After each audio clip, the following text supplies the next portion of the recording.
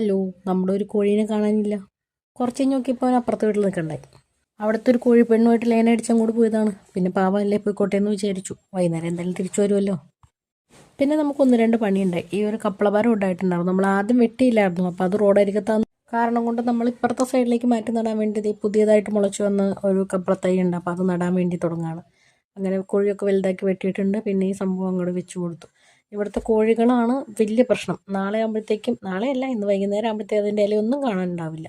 ഈ ചെടി വളരണ്ടോയെന്ന് ഞാൻ എപ്പോഴും നോക്കും കേട്ടോ. പിന്നെ ദേ ഈ ചെടി ഇത് മാറ്റി നടേണ്ട സമയമായിട്ടുണ്ട്.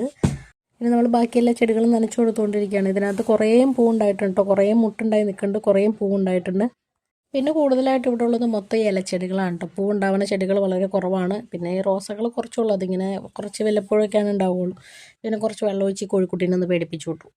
ഞാൻ വിചാരിച്ചു ഇവനായിരിക്കും കൊത്തണത്, പക്ഷെ ഇവനല്ലായിരുന്നു. കൊത്തണവനാണ് അപ്പുറത്തെ വീട്ടിലേക്ക് പോയേക്കണത്. അങ്ങനെ നമ്മളിപ്പോൾ നട്ട ചെടിക്കും ബാക്കിയുണ്ടാകുന്ന ചെടികൾക്കൊക്കെ വെള്ളം ഒഴിച്ചു കൊടുത്തിട്ടുണ്ട്.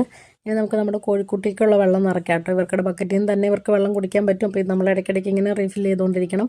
ആദ്യമൊന്നും അങ്ങനെ ഈ സൈഡിലേക്ക് ഒത്തിരി നനയ്ക്കേണ്ടി വന്നിട്ടുണ്ടാവും. കാരണം ഇവിടെ ചെടിയൊന്നും ഇല്ല. നമ്മളിപ്പോൾ കുറച്ച് ചെടിയൊക്കെ ഇങ്ങോട്ടേക്ക് മാറ്റിക്കൊണ്ട് വെച്ച കാരണം ഇങ്ങോട്ടേക്ക് ഒരുപാട് നനയ്ക്കേണ്ടി വന്നു. പിന്നെ മുറ്റമൊക്കെ ഇടയ്ക്ക് ഇങ്ങനെ നനച്ചു കൊടുക്കും. നമ്മുടെ സൂര്യകാന്തിയൊക്കെ പൂവിടാറായി നിൽക്കുന്നുണ്ട്. അപ്പോൾ അത്രേ ഉള്ളൂ. ബൈ.